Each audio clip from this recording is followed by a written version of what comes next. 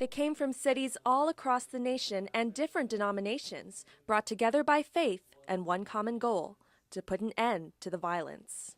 In our urban neighborhoods across the country, Newtown happens every day. Tragedy and the loss of lives happen every day.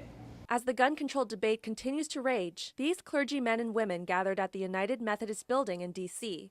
in a show of solidarity, seeking action from Capitol Hill lawmakers. I've come to stand with my colleagues, my brothers and sisters from other urban areas here in America to say that the violence has to stop and that we must increase the peace.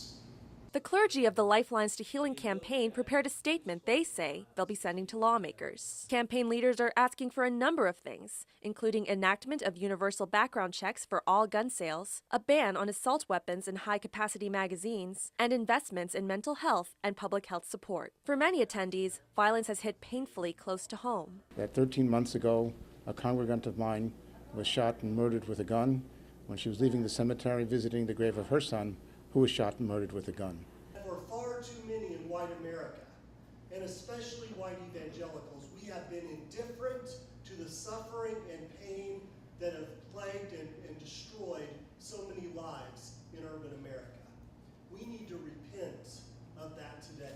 As for the next step, clergymen will be meeting with legislators here in Washington and urge them to take action to protect their communities. In Washington, I'm Leah Villanueva, CNS TV.